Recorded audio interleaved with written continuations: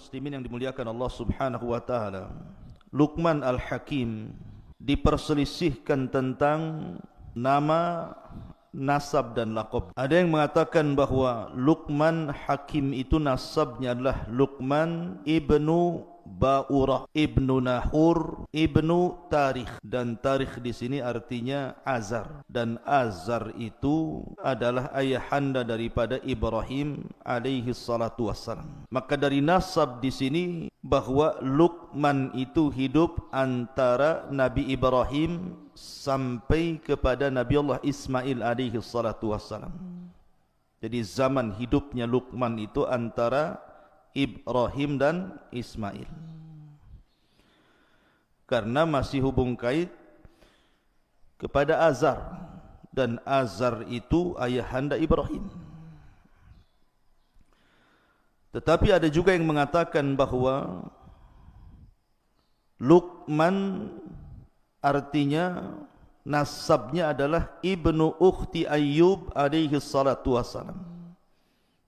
Jadi Luqman itu anak dari saudari Nabi Ayub. Dari sini menunjukkan bahawa Luqman itu hidup di zaman Nabi Allah Dawud. Jadi ada yang mengatakan hidup di zaman Nabi Ibrahim, antara Ibrahim dan Ismail. Ada yang mengatakan Luqman itu hidup di zaman Nabi Dawud, karena dia adalah putra dari saudari Nabi Allah Ayub alaihi salatu wassalam. Dan itu pendapat jumhur mufassir. Tapi ada juga yang mengatakan bahawa Luqman itu hidup antara masa Nabi Allah Isa alaihi salatu wassalam sampai kepada munculnya Rasul sallallahu alaihi wasallam, antara Isa dan Nabi sallallahu alaihi wasallam. Di situlah kemunculan Luqman Al-Hakim.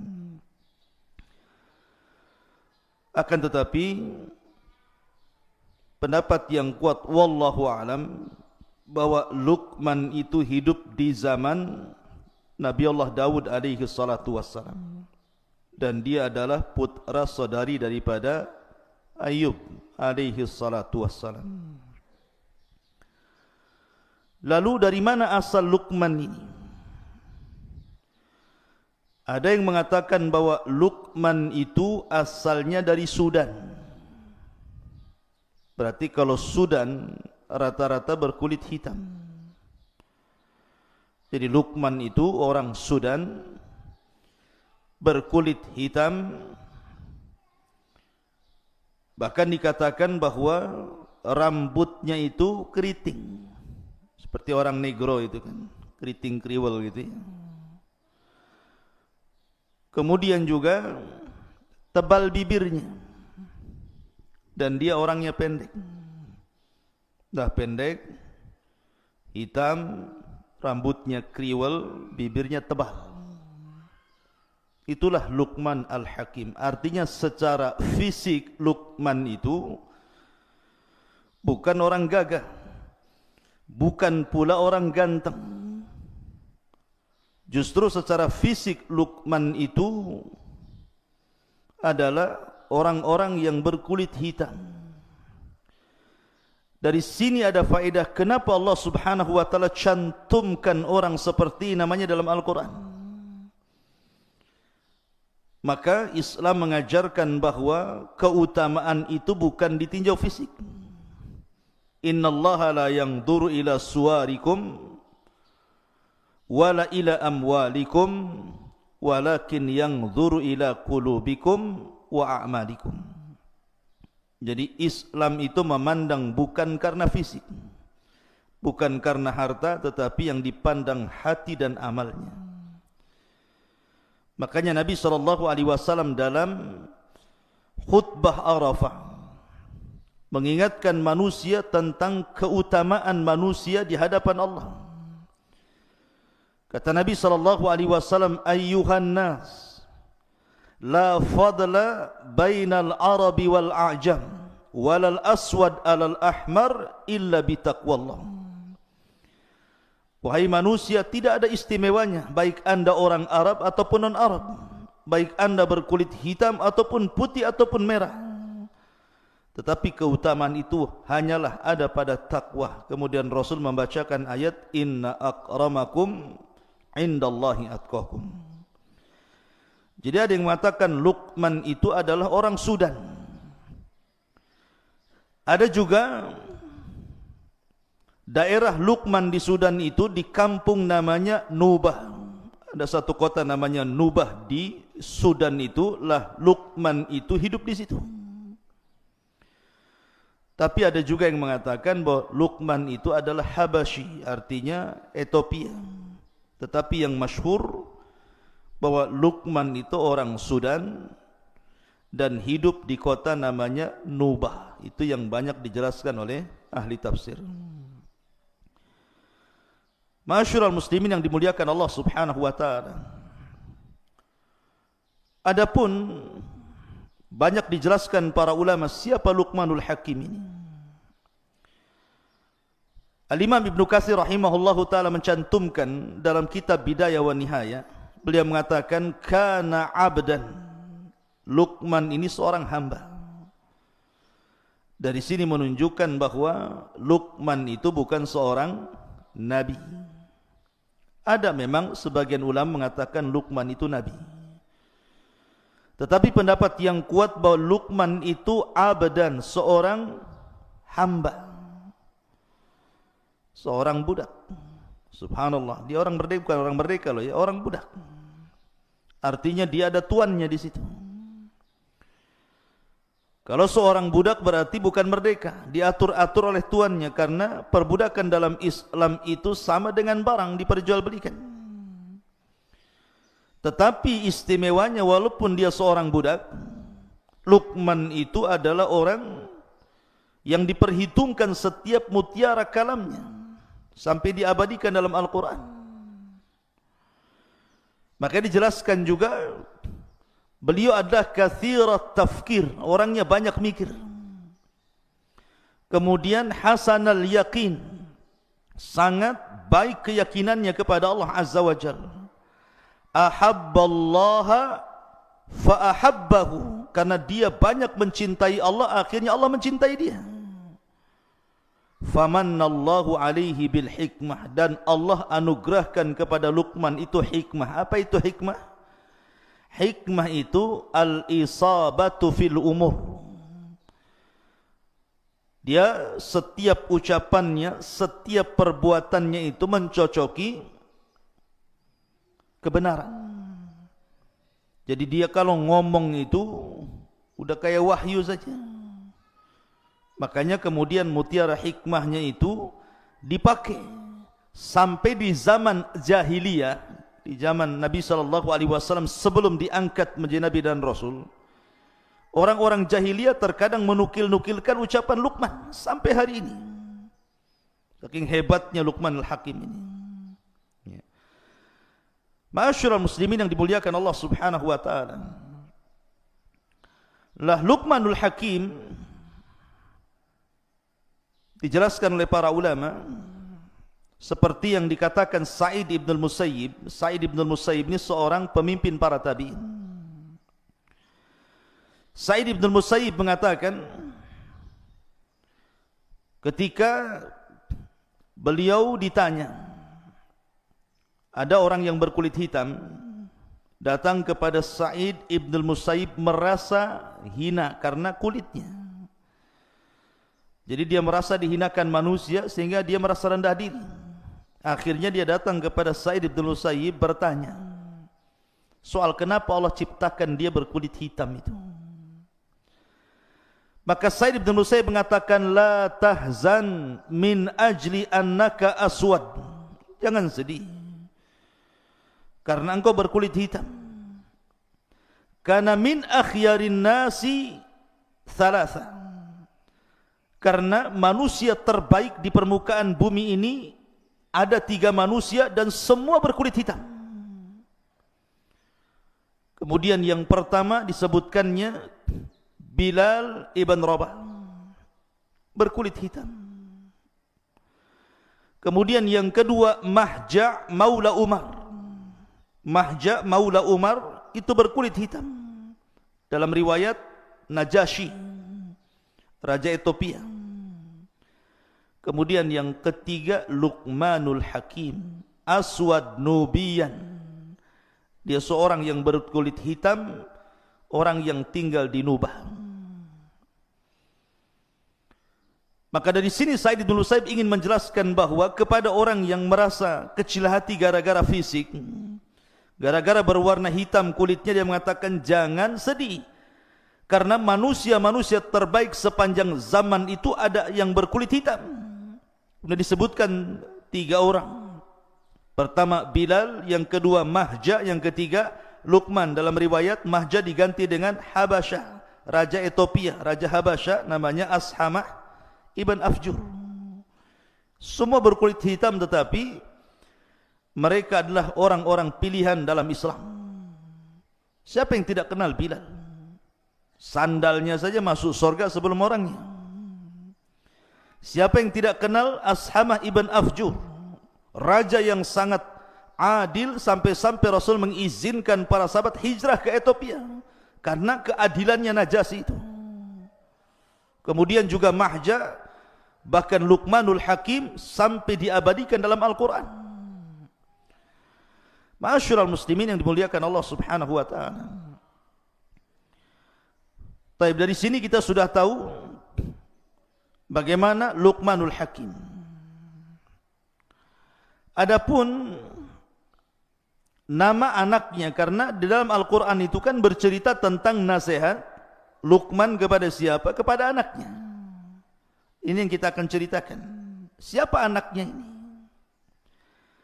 Al-Imam As-Suhaili mengatakan, yang masyhur nama anak Luqman yang dinasihati dalam Al-Quran itu namanya Tharan. Namanya Tharan. Luqman menasihati Tharan, anaknya. Wa idh qala Luqmanu libnihi wa huwa ya'iduhu. Dan ketika berkata Luqman kepada anaknya siapa? Tharan. Ada yang mengatakan seperti yang disebutkan Al-Imam At-Tabari bahwa namanya Qutbah. Namanya Qutbah.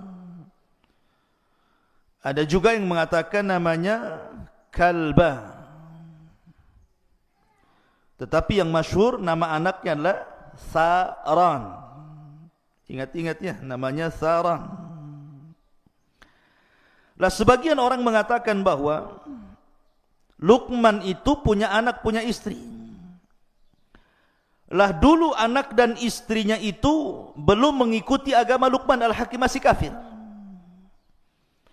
Tetapi setiap hari oleh Luqman itu dinasihati anak dan istrinya itu. Makanya salah satu nasihatnya adalah la tusyrik billahi inna syirka la zulmun azim. Janganlah engkau berbuat syirik kepada Allah, karena kesyirikan itu adalah kezaliman yang sangat besar.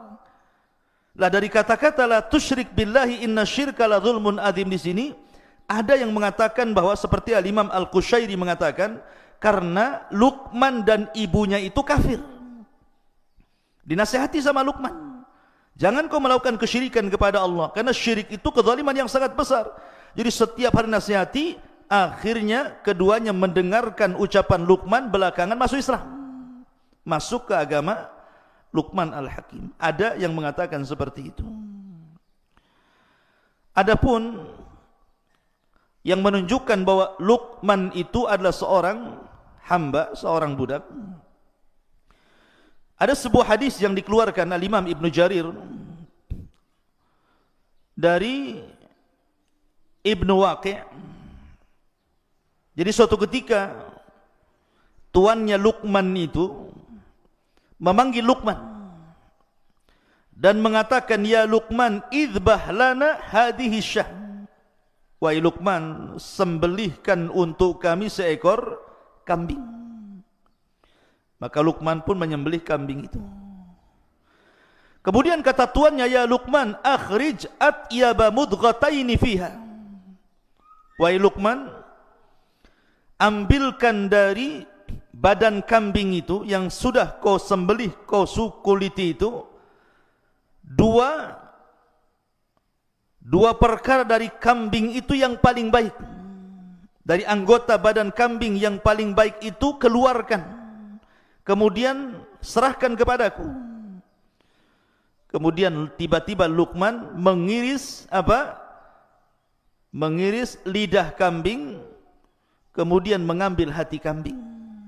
Diserahkan kepada tuannya dan mengatakan, inilah dari badan kambing yang paling baik, lisan dan hatinya. Kemudian dalam tempo yang lain, tiba-tiba majikannya mengatakan, idbah lana hadhihi syah, kau sembelih lagi kambing itu. Akhirnya disembelihlah kambing, kemudian dikuliti. Kata tuannya, akhrij akhbatha mudghataini fiha. Sekarang ambilkan dari badan kambing itu yang paling jelek. Tiba-tiba Luqman mengiris lisan kambing itu, kemudian mengambil hatinya lagi. Majikannya heran. Kemarin disuruh menyembelih kambing, disuruh ambil bagian terbaik dalam kambing, diambilkannya lisan dan hati. Sekarang disuruh menyembelih kambing, kemudian disuruh mencari yang paling buruk dari anggota badan kambing, dipotongkan lagi lidah dan juga hati. Jadi tuannya bertanya, kenapa sama? Kenapa tidak yang lain, tidak kakinya, tidak pahanya, tidak dagingnya? Kenapa itu pula yang diambilkan? Lihat bagaimana kata-kata hikmah Luqman Hakim. Makanya kenapa dia disebutkan Dzu hikmah, pemilik hikmah luar biasa. Kata Luqmanul Hakim, innahu laysa min syai'in atyab minhuma idza taba wala akhbatha minhuma idza khabutha. Wahai Tuhan, sesungguhnya lisan dan hati ini akan menjadi baik kalau baik keduanya. Kalau hati kita baik, maka lisan pun akan baik. Akan tetapi akan menjadi buruk kalau seandainya buruk keduanya. Apabila hatinya busuk, pasti lisannya pun ikut busuk. Lihat bagaimana kata-kata hikmah Luqman Al-Hakim. Kemudian juga banyak dijelaskan tentang kata-kata hikmah Luqmanul Hakim selain dalam Al-Quran, dan itu masyhur. Walaupun secara sanad memang para ulama masih fihi nazar, tetapi banyak dicantumkan di dalam kitab-kitab para ulama seperti Al-Alusi dan yang lainnya. Itu sampai mencantumkan beberapa kata-kata hikmah. Apa saja di antaranya? Luqmanul Hakim mengatakan, ya bunayya akthir min qawli rabbighfirli fa inna lillahi sa'atun la yuraddu fiha sa'il. Wahai anakku, perbanyak ucapan, ya Allah ampunilah diriku, karena Allah itu memiliki satu waktu yang tidak mungkin setiap yang bertanya ditolak oleh Allah. Ya memang dalam Islam juga ada kan waktu-waktu yang kalau antum berdoa pasti akan diijabah, seperti sepertiga malam akhir, doa dalam sujud, doa di antara dua azan gitu ya. Kemudian juga Luqman juga mengatakan, dia mengatakan, ya bunai ittaqid taqwallah tijaratan ya'tika ribhu min ghairi bida'ah. Wahai anakku, jadikan takwa itu jual belimu, maka keuntungan yang kau raih akan jauh lebih banyak tanpa modal. Takwa itu adalah perjualbelian kita dengan Allah tanpa modal, tetapi sudah jelas untungnya, kata Luqman. Kemudian juga di antara kata-katanya, ya bunai la ya'kul ta'amaka illal atqiyah wa syawir fi amrikal hukama. Wahai Luqman, jangan kau makan kecuali bersama orang-orang yang bertakwa, dan bermusyawarahlah pada urusanmu bersama orang-orang yang memiliki kebijakan akal.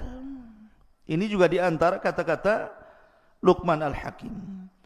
Tetapi ikhwan, dari mana Luqman mendapatkan hikmah itu?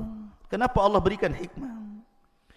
Kenapa setiap untayan-untayan kata Luqmanul Hakim itu berharga? Kenapa pula setiap kata-katanya terus dinukilkan dari abad ke abad, dari zaman ke zaman sampai hari ini? Bahkan Quran mencantumkannya. Hebat kali Luqman ini. Ada apa dengan Luqman ini? Suatu ketika Luqman ini ditanya, dari mana anda mendapatkan hikmah itu? Lihat jawaban Luqman. Dia mengatakan, bi ghaddi basari, karena aku selalu menundukkan pandangan.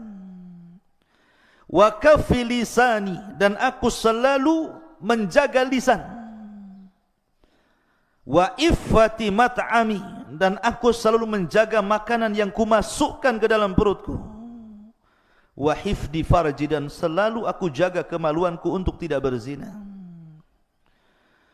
Kemudian wa hifdi jari, dan aku selalu muliakan tetanggaku, wa wafai bi ahdi, aku selalu menjaga setiap amanah yang diberikan kepadaku, wa tarki ma la ya'ni, dan aku meninggalkan sesuatu yang tidak bermanfaat kepadaku.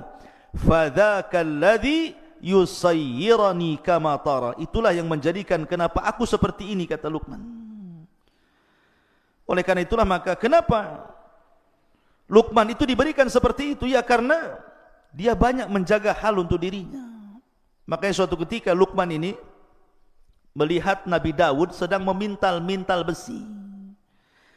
Nabi Daud itu kalau membuat baju perang bukan dipanasi kemudian dipentung gitu ya kayak pandai besi, tidak. Jadi Nabi Daud itu kalau buat pandai besi itu pakai tangannya saja, dikual-kual itu ya. Kemudian dipelintir-pelintir, akhirnya jadi baju. Nah Luqmanul Hakim suatu ketika berada di samping Nabi Daud yang sedang memintal-mintal membuat baju besi itu. Ketika itu Luqman ingin bertanya, maksudnya kenapa seperti itu? Tapi Luqman urung untuk menanyakan perkara itu, tidak jadi. Dia terus memperhatikan Nabi Daud sampai baju besinya jadi.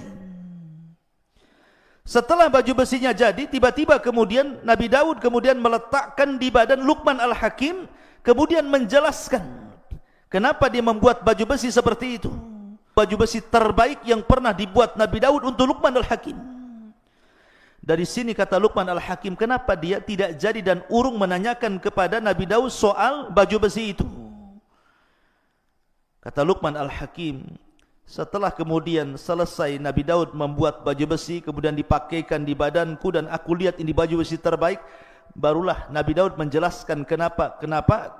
Baru aku tahu bahwa diam itu adalah hikmah.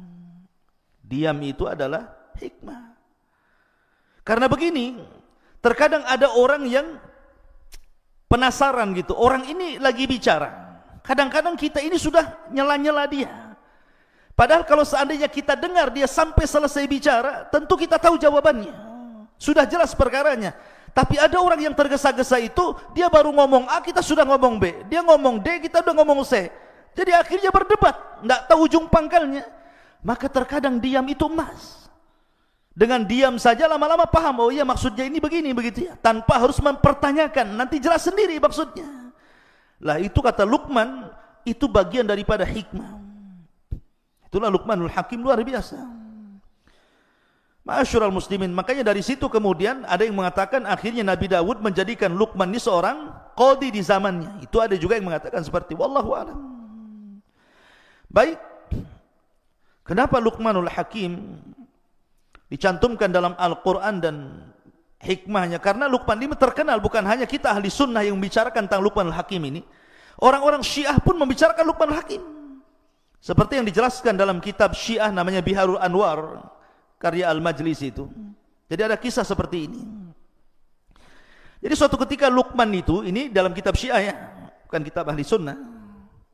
Wallahu a'lam sanadnya gimana. Tapi yang jelas Luqman itu dijelaskan dia sedang berjalan bersama keledai. Antum tahu keledai? Tahu keledai antum? Enggak tahu keledai. Antum taunya keledai apa? Kacang kedelai. Ya, ini bukan kacang kedelai. Keledai. Keledai itu kayak kuda. Ya. Jadi Luqman ini berjalan sama anaknya. Dia naik di atas keledai, anaknya pula dia bawa tali kekangnya. Kata orang-orang di pasar, tega banget Luqman itu. Dia naik di atas keledai, anaknya pula suruh jalan kaki katanya. Dengarlah Luqman kata-kata itu. Akhirnya kemudian dia ganti. Dia yang turun dari keledai, anaknya suruh naik. Dia yang bawa keledai. Rupanya orang-orang pasar masih ngomel juga. Kurang ajar anaknya katanya. Masa bapaknya suruh jalan, anaknya pula yang naik keledai katanya. Akhirnya Luqman bingung. Dia yang naik salah, anaknya yang naik salah. Akhirnya turunlah Luqman itu dari keledai itu. Kata orang-orang, apa Luqman punya keledai kok nggak ditunggangi, malah dibawa, diseret-seret katanya. Luqman ini bingung. Akhirnya dia naik sama anaknya dua-duanya. Orang masih bicarakan, tega banget keledai kecil dua-duanya naik di situ katanya. Cuma lihat. Dari sini Luqman Al-Hakim mengatakan, apapun yang dibuat dia pasti manusia akan bicara. Dari sini dia mengatakan maka diam itu emas, ya kan? Sebab kalau seandainya setiap komentar orang kemudian dibicarakan, nggak akan berhenti, karena manusia itu tidak mungkin selamat dari ucapan orang. Mau gimana pun pasti kita akan dibicarakan orang. Antum mau baik mau jahat pasti orang akan bicarakan keburukan kita.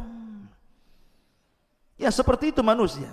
Tapi dalam kitab Syiah ya, Bihar Anwar, saya nggak akan bicarakan tentang masalah Luqman yang tidak jelas sanadnya. Kita langsung saja bagaimana Al-Quranul Karim menggambarkan Luqman Al-Hakim ini. Lihat bagaimana Allah mengatakan dalam Al-Quran, dalam suratul Luqman ayat 12 dan begitu seterusnya. Allah mengatakan,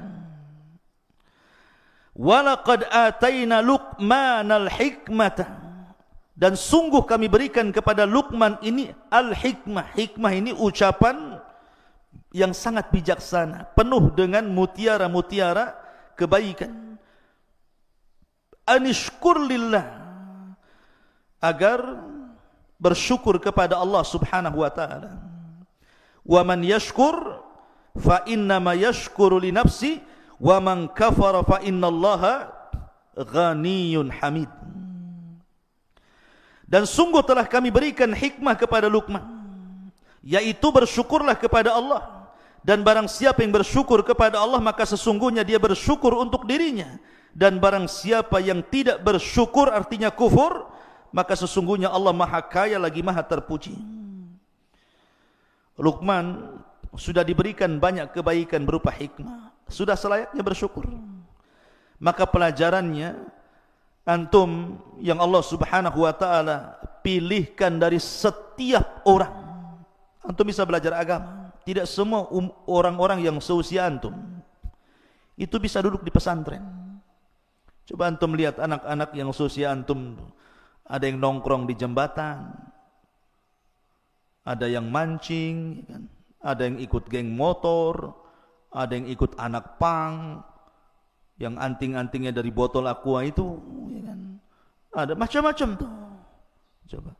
Tapi antum bisa hidup kemudian duduk di pesantren ini nikmat besar, ikhwan. Syukuri. Ya, disyukuri antum dipilih oleh Allah dari sekian anak-anak muda yang seusia antum, antum bisa masuk pesantren, bisa menghafal Quran, bisa belajar agama. Coba. Artinya bahwa supaya la in syakartum la azidannakum, kalau antum bersyukur Allah tambah nikmat, Allah kasih banyak kemampuan dan ilmu yang begitu banyak, karena bagaimanapun tidak ada yang lebih baik dibandingkan ilmu di dunia ini, kawan. Tidak ada yang lebih mulia melebihi ilmu, karena hanya dengan ilmu lah kita bisa mengenal Allah, mengenal Nabi, mengenal agama, mengenal segala sesuatu. Dan keistimewaan apapun tidak mungkin diraih kecuali dengan ilmu. Lihat ayat berikutnya, Allah mengatakan, wa idh qala Luqmanu libnihi, dan ingatlah ketika Luqman berkata kepada anaknya. Siapa anaknya tadi? Tharan, ya. Wa huwa ya'iduhu, dan dia terus menasihatinya. Ada yang mengatakan sekali lagi bahwa ketika itu anaknya masih kafir dan juga istrinya masih kafir. Makanya Luqman mengatakan, la tusyrik billah, inna syirka la zulmun azim. Jangan sekutukan Allah, karena kesyirikan itu kezaliman yang sangat besar. Dari sini Luqman mengikuti thariqah para nabi.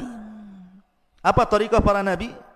Walaqad ba'atsna fi kulli ummatir rasulan an i'budullaha wajtanibut taghut. Dan kami utus pada tiap-tiap umat ini seorang rasul, di mana tugasnya mereka hanya menyampaikan tauhid, sembahlah Allah dan jauhi sesembahan selain Allah alias taghut. Dia mendahulukan dakwah tauhid.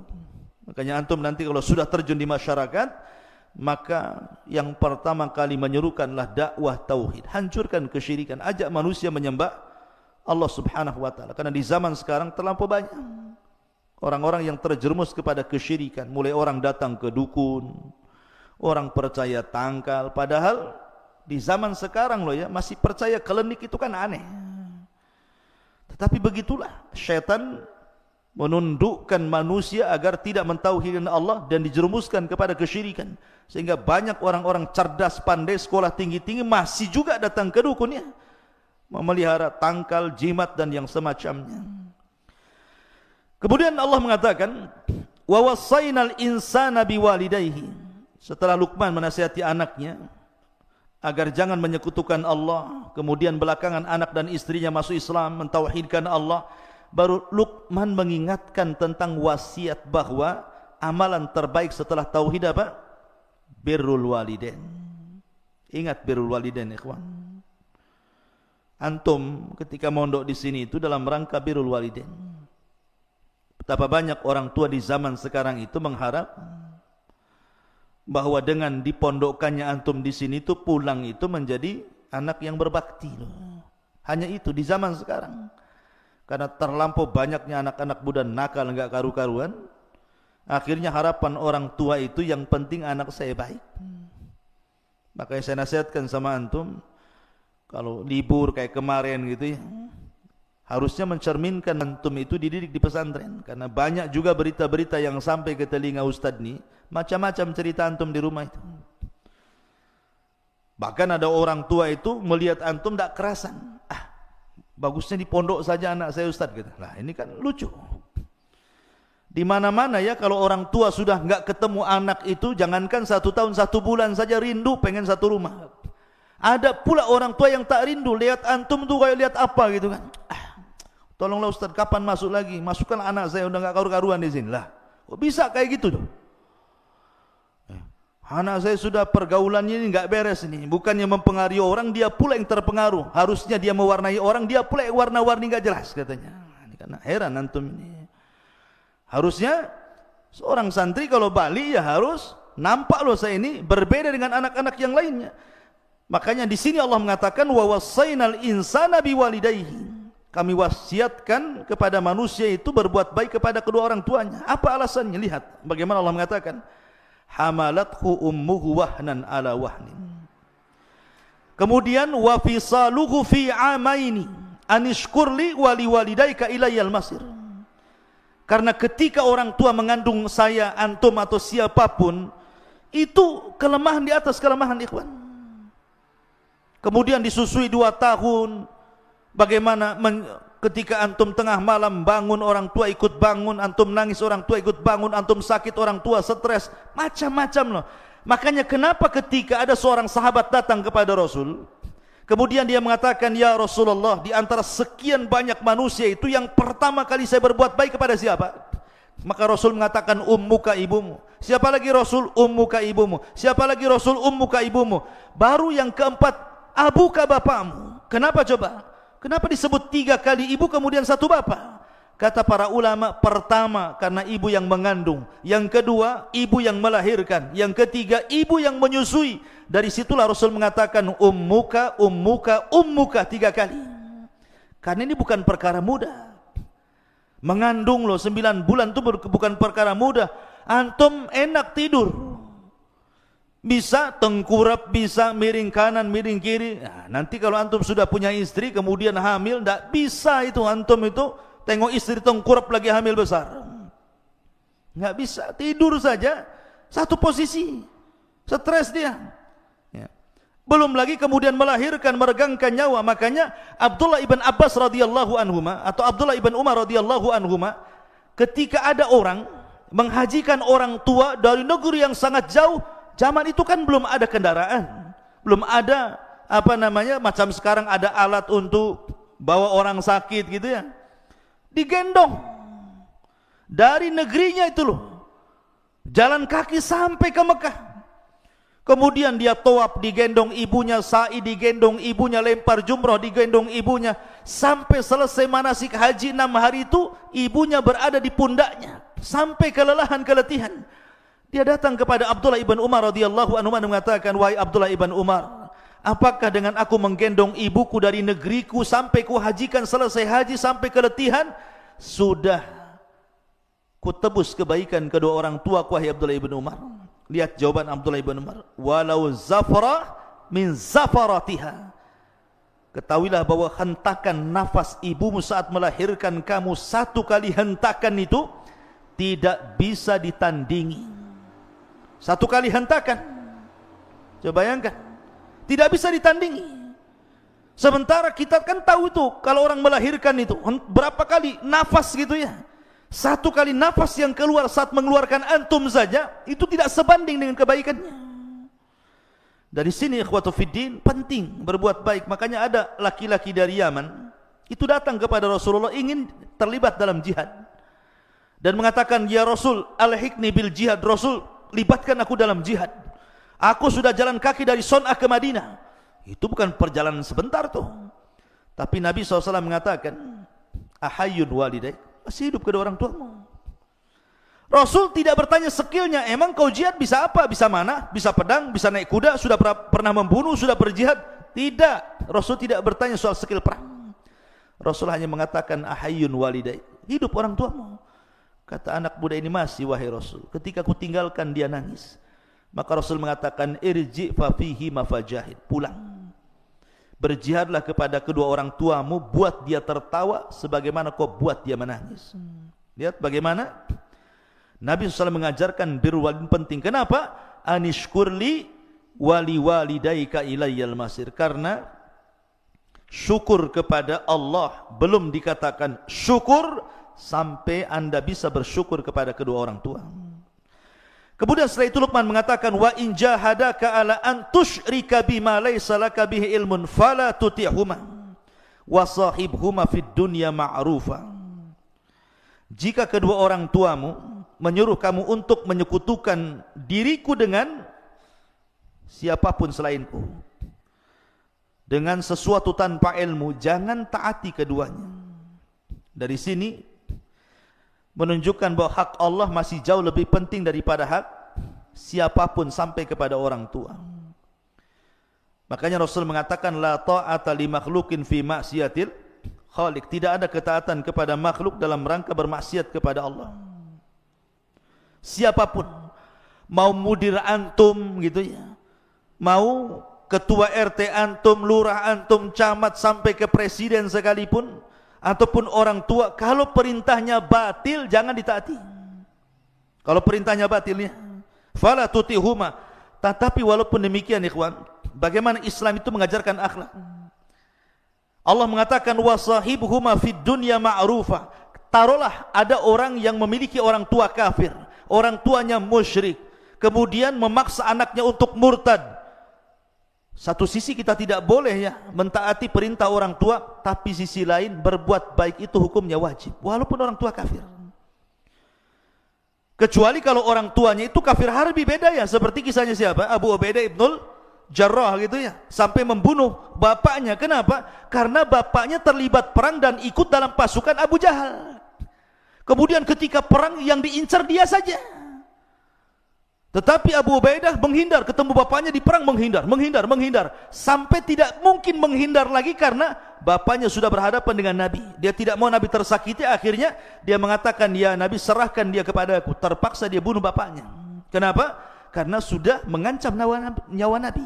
Dibunuh tuh bapaknya Abu Ubaidah bin Jarrah oleh Abu Ubaidah bin Jarrah. Sampai orang mengatakan, bagaimana mungkin Abu Ubaidah bin Jarrah akan diampuni dosa-dosanya sementara dia sudah membunuh ayahnya? Maka dia pun sedih. Sampai akhirnya dia mengatakan, aku tidak pernah membunuh ayahku, yang aku bunuh kesyirikan dalam badannya. Kemudian dia pun sedih sampai turun ayat ini, wa in jahadaka ala an tusyrika bima laysa laka bi ilmun fala tuti'huma. Ya. Ada yang mengatakan ayat ini turun kepada Sa'ad bin Abi Waqqas. Sa'ad bin Abi Waqqas itu orang kaya, orang tuanya dia masuk Islam, orang tuanya masih kafir. Dia paksa Sa'ad bin Abi Waqqas, kau harus kufur lagi. Kata Sa'ad, tidak mau. Kau harus kufur, tidak mau. Sampai akhirnya orang tua yang mengatakan, kalau engkau tidak kembali kepada agama nenek moyangmu, aku akan mogok makan, mogok minum sampai ku mati, katanya.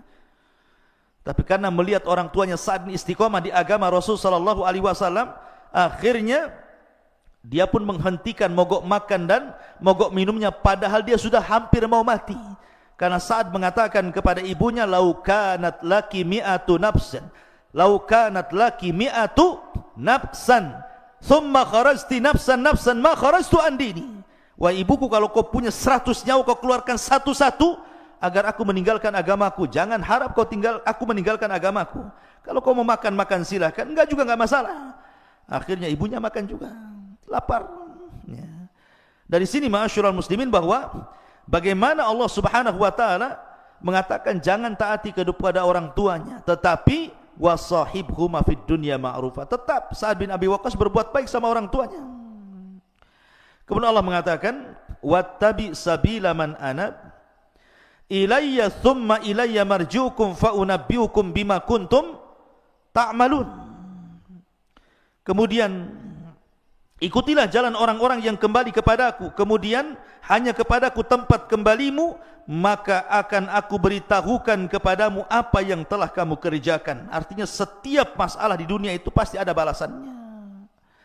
Ma'asyiral muslimin yang dimuliakan Allah Azza wa Jalla. Kemudian setelah itu Allah mengatakan, "Ya bunai innaha intaku mithqala habbati min khardalin fatakun fi sakhratin aw fis samawati aw fil ardi ya'ti biha Allah innallaha latifun khabir." Jadi begini, Tharan ini putranya Luqman, dia bertanya kepada ayahnya, "Wahai ayahku, seandainya aku bermaksiat kepada Allah, kemudian aku sembunyi di sebuah tempat yang tidak bisa dilihat manusia, mungkinkah Allah melihatku?"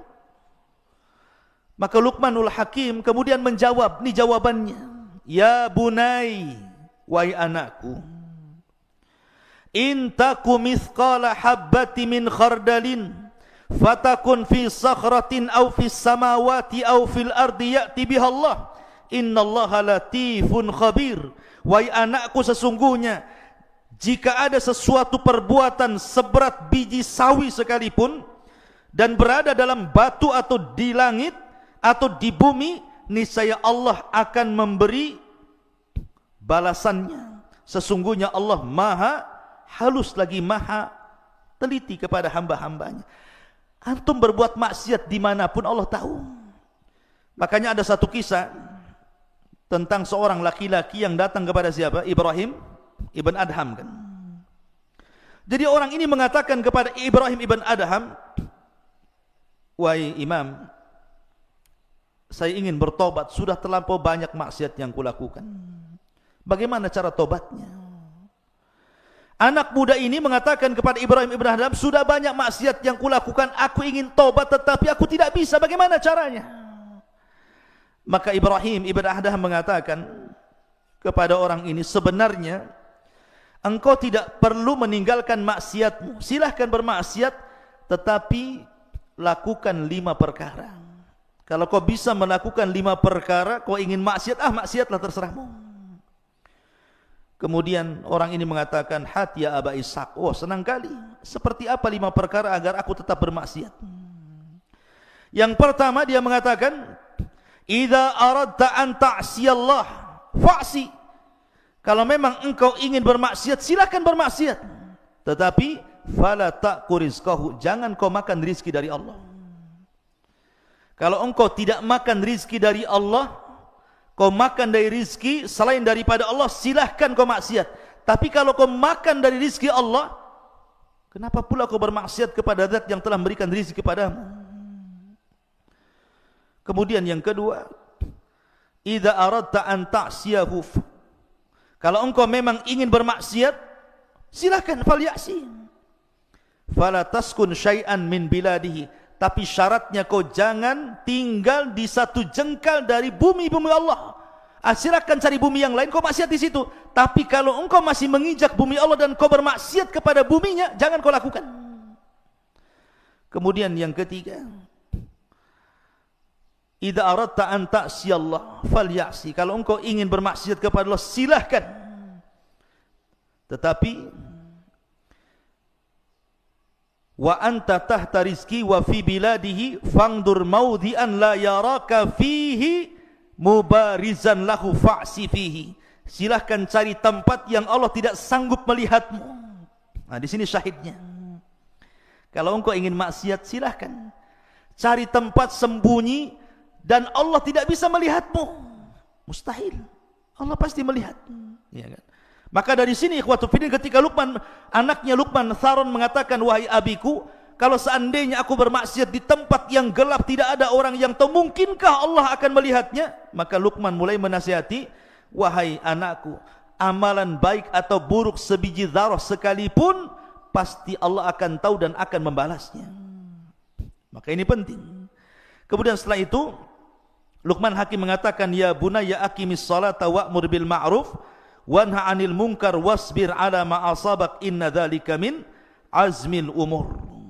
Wahai anakku, laksanakanlah salat dan suruhlah manusia berbuat yang ma'ruf dan cegahlah mereka dari yang mungkar dan bersabarlah terhadap apa yang menimpamu, sesungguhnya yang demikian itu termasuk perkara yang paling penting. Setelah kemudian menjelaskan tentang hak Allah, baru kemudian hak Allah yang paling penting setelah tauhid. Kemudian Luqman menasihati agar kita salat, ya, karena salatlah amalan yang menentukan semua amal yang lainnya. Begitulah Nabi mengatakan, awwal man yuhasabu bihil abdu yaumal qiyamah salatuhu, fa in saluhat salatuhu saluha sairu amalihi, wa in fasadat salatuhu fasada sairu amalihi. Artinya salat itu menentukan semua amal. Kemudian Allah mengatakan, wala tusair khaddaka linnas wala tamshi fil ardi maraha innallaha la yuhibbu kulla mukhtalin fakhur. Dari sini Luqman mulai bicara tentang akhlak. Luqman mengatakan kepada anaknya, dan janganlah kamu memalingkan wajahmu dari manusia karena sombong, dan janganlah berjalan di permukaan bumi dengan angkuh. Sesungguhnya Allah tidak suka orang-orang yang sombong dan membanggakan diri. Lihat bagaimana akhlak diajarkan Luqman kepada anaknya. Artinya apa yang kita sombongkan coba? Wallahu akhrajakum min butuni ummahatikum la ta'lamuna syai'a. Ketika kita dikeluarkan dari perut ibu, kira-kira apa yang terjadi dengan bayi? Tidak tahu apa-apa. Melihat pun belum, mendengar pun tidak bisa, bergerak pun terbatas, tenaga pun tidak ada.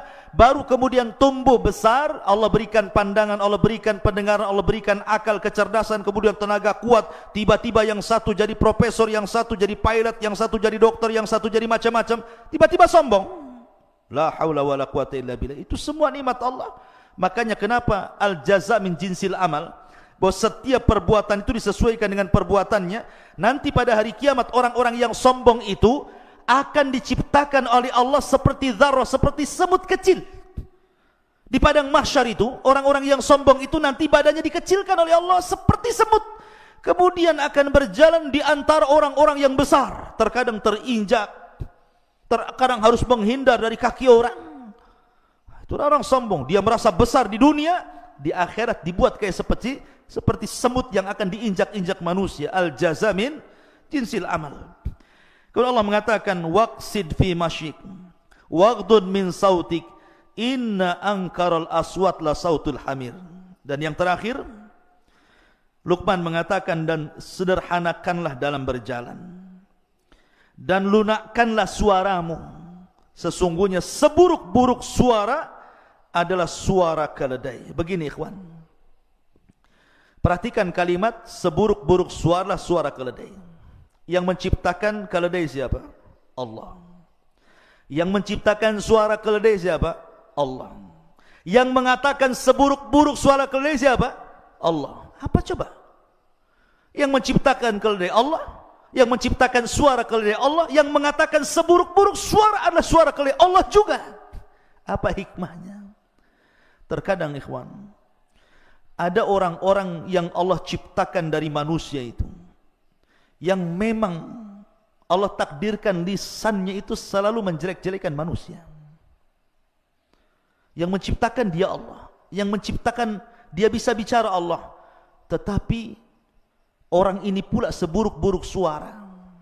Maka antum di masyarakat akan antum temui orang-orang yang seperti ini. Antum tidak akan selamat dari ucapan manusia.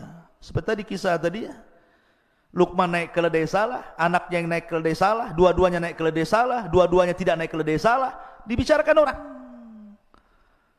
Ada orang ingin supaya tidak dibicarakan orang, akhirnya kemudian tidak keluar dari rumah. Dibicarakan juga, oh jangan-jangan sakit dia. Kenapa dia tidak keluar rumah katanya. Ketika sering keluar rumah, ngapain orang ini mondar-mandir saja kayak nggak ada kerjaan. Ketika kadang di rumah, kadang enggak, dibicarakan juga. Manusia itu akan ngomong seperti itu. Orang itu tidak akan selamat. Jangankan sekelas kita, sekelas para nabi.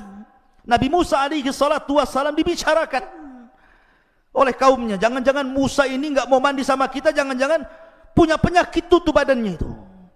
Akhirnya suatu ketika Nabi Musa mandi di sini, kaumnya di sana. Diletakkan bajunya di atas batu. Allah buat batu itu bergerak. Lari batu itu, dikejar Nabi Musa lagi telanjang karena masalahnya pakai di atas batu itu. Rupanya batu ini Allah buat lari sampai melintasi Bani Israel yang sedang mandi. Nabi Musa ngejar sambil telanjang. Kata orang-orang ketika melihat badannya Nabi Musa, demi Allah tidak ada badan yang lebih indah daripada Nabi Musa. Ya. Nabi Musa loh tidak lepas daripada ucapan orang. Gara-gara enggak mau mandi sama-sama. Padahal Nabi Musa itu orang yang paling malu dengan Allah. Itu pun tidak lepas dari ucapan manusia. Sampai Rasul mengatakan, rahimallahu akhi Musa, laqad udhiya akthar min dhalik fasabara. Sungguh Allah merahmati Musa, terlampau banyak ujian yang diberikan kaumnya, tapi dia sabar. Maryam bintu Imran dituduh berzina karena dia punya anak tidak jelas bapaknya. Padahal itu diciptakan kun fayakun, karena Isa sama dengan Adam. Bahkan istri Nabi SAW Aisyah radhiyallahu anha dituduh berzina dengan Safwan ibn Mu'attil. Padahal dia anak bintu Siddiq, anaknya Abu Bakar Siddiq, dan dia juga istri Nabi SAW, dan dia manusia yang paling cerdas. Itu tidak lepas daripada cacian makian. Antum akan mengalami itu di masyarakat. Antum berbuat salah dijelekin orang, berbuat baik pun akan dijelekin orang, akan digibahi, dibuli dan macam-macam. Maka perlu sabar, karena ada orang-orang itu yang Allah ciptakan seperti keledai. Allah yang ciptakan keledai, Allah yang buat suara keledai, Allah pula yang mengatakan seburuk-buruk suara keledai. Akan ada orang-orang seperti keledai. Maka kalau ada orang-orang seperti keledai, itu biar. Memang Allah sudah takdirkan dia bicara seperti itu. Tapi antum yakin bahwa Allah ketika membuat orang bicara itu, tidak mungkin dia bicara untuk membicarakan kita terus, tidak. Enggak mungkin. Ya. Jadi kalau orang benci sama kita kemudian menjelek-jelekan kita, enggak mungkin Allah ciptakan dia itu bersuara untuk menjelek-jelekan kita. Makanya kenapa? Pasti akan ada berhentinya. Suatu ketika dia akan berhenti itu. Makanya kenapa para ulama, kalau antum menghadapi orang yang menjelek-jelekan antum itu, pertama jangan antum pedulikan, fa'arid antum, seolah-olah enggak kenal. Jadi kalau ada orang jelek-jelekan kita, kemudian antum kenal si anu, anda enggak kenal, padahal kenal betul. Supaya antum jangan teringat dengan keburukannya. Antum kenal si anu, enggak kenal, anda enggak kenal dia. Padahal kenal. Kenapa? Karena kalau kita kenal, teringat keburukannya. Ya. Kemudian yang kedua, antum lupakan. Hindari orang itu. Kalau umpamanya satu perumahan, pergi ke perumahan lain, cari tempat lain supaya enggak pernah ketemu dengan dia. Ya. Dan berdoa jangan ditemukan dengan dia. Lihat Ashabul Kahfi. Ashabul Kahfi itu ditidurkan oleh Allah Azza wa Jalla, dihindarkan dari musuh-musuhnya selama 300 tahun lebih. Tiba-tiba bangun, musuhnya sudah kalah tanpa perang. Cukup dengan tidur saja sudah mengalahkan musuh. Jadi kalau melawan orang-orang yang menjelek-jelekan kita, tidur saja antum. Biarkan dia jelek-jelekan, kita tidur saja. Biarkan dia yang sibuk membicarakan kita, kita sibuk mimpi dalam tidur kita. Nanti lama-lama pusing dia, karena enggak ada tanggapan dari kita.